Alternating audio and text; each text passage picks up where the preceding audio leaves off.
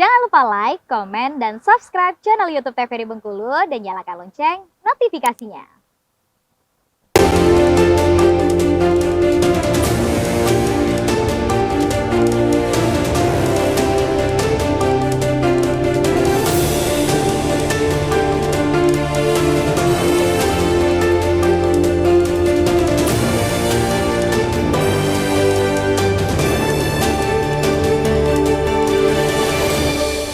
Terima kasih pemirsa TVRI Bengkulu, Anda kembali menyaksikan Berendo, masih bersama saya Afriko Zuhri. Tentunya kali ini masih dalam tema yang sama terkait pemetaan alat peraga kampanye.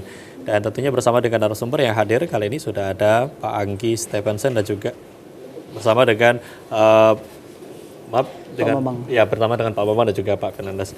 Dan tentunya kali ini membahas terkait dengan bagaimana pemetaan ataupun alat peraga kampanye. Sebetulnya kalau kita bicara terkait dengan alat peraga kampanye, ini sebetulnya bisa menjadi sesuatu yang membranding dari para calon, atau memang ini hanya sebatas sebagai bentuk dari pelengkap saja dari kampanye itu sendiri. Seperti apa kalau dari Pak Fernandes? Ya, tinggal tergantung calon atau partai politik atau kemudian calon perseorangan melihatnya. Semua media itu menjadi media bagi partai politik, calon perseorangan untuk menyampaikan pesan yang ingin disampaikan, kemudian biar pemilih kemudian merasa tertarik dan akhirnya ikut memilih. Tapi kan secara fakta juga harus diketahui, karena memang hari ini perubahan zaman, harusnya kan juga memang peserta pemilu merubah cara bermain. Jadi memang pola dengan alat peraga kampanye hari ini, baliho besar, kemudian dengan spanduk, kemudian dengan atribut-atribut lainnya, memang juga hari ini secara kalau kita melihat kemudian, memang kan hari kemudian orang merasa terganggu nih. Dalam konteks pandangan mata kemudian terganggu, wilayah-wilayah yang kemudian harusnya wilayah publik yang kemudian bebas, tapi kan kemudian hari ini menikmati langgam itu. Nah, makanya dia memang tetap menjadi media kampanye, tapi kalau kemudian partai politik dan kemudian calon perseorangan ini mampu melihat jeli, hari ini sebenarnya sudah harus merubah metode kampanye, bagaimana kemudian metode kampanye hari ini dengan, kalau boleh kita bilang, dengan media sosial yang jauh lebih kuat kan, karena tidak ada hari ini yang tidak menggunakan media sosial. Nah, tinggal bagaimana mengolah model kampanye di media sosial yang kemudian yang harus dipersiapkan oleh masing-masing calon legislatif, partai politik, dan calon perseorangan. Ya, benar sekali. Kalau kita melihat sekarang banyak justru para calon ini sudah memanfaatkan media sosial sebagai media untuk berkampanye. Nah, kalau dari Pak Bambang sendiri seperti apa nih melihat mungkin para calon yang justru sudah memanfaatkan dari era digital ini dengan berkampanye di media sosial? Mungkin ada aturan juga dari KPU atau seperti apa? Ya, sesuai dengan PKPU nomor 15 yang kita sampaikan dengan teman-teman peserta politik kemarin, kita undang juga stakeholder dari Pemda, dari Bawaslu, dari TNI Polri, dari Kejari, terus teman-teman yang lain, media massa kita undang untuk sosialisasi masalah PKPU nomor 15 tentang aturan-aturan dalam kampanye. Di sana juga disebutkan, sejalan dengan Pak Fernandes tadi, media sosial kita menjadi salah satu media untuk kampanye. Diatur juga di sana, setiap peserta politik itu maksimal ada 20 akun di setiap media sosial. Dan itu harus terdaftar di KPU.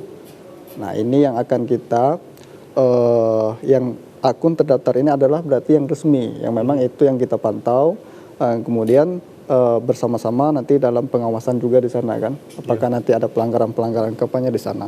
Nah, terlepas di luar itu adalah akun pribadi masing-masing ya. Itu nanti ada regulasi juga yang mengatur untuk apakah ini melanggar tentang undang-undang ITE dan sebagainya, itu ada lagi nanti. Namun sejauh ini dengan melihat perkembangan dari para calon sudah memanfaatkan dari media sosial dengan ada 20 akun tadi memang secara resmi gitu ya, memang sudah diakui oleh KPU sendiri, ini bagaimana perkembangannya kalau dari pantauan KPU? Untuk sampai saat ini KPU Kota masih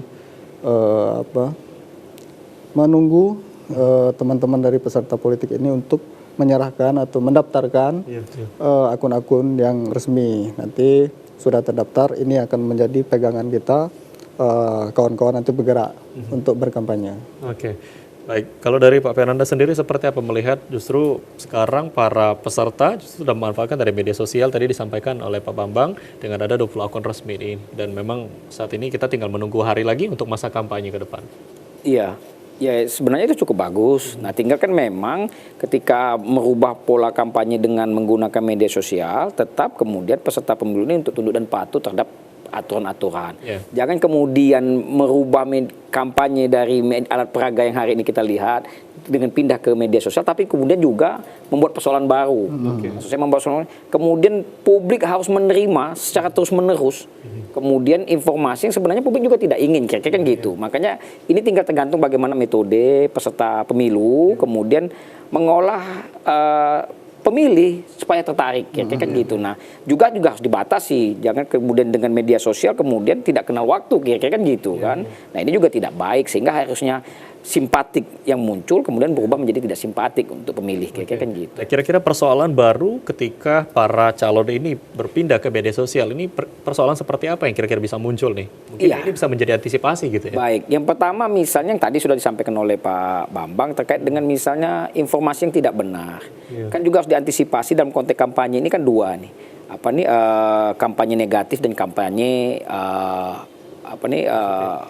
kampanye bohong, kira-kira kan gitu kan, hoax kan gitu.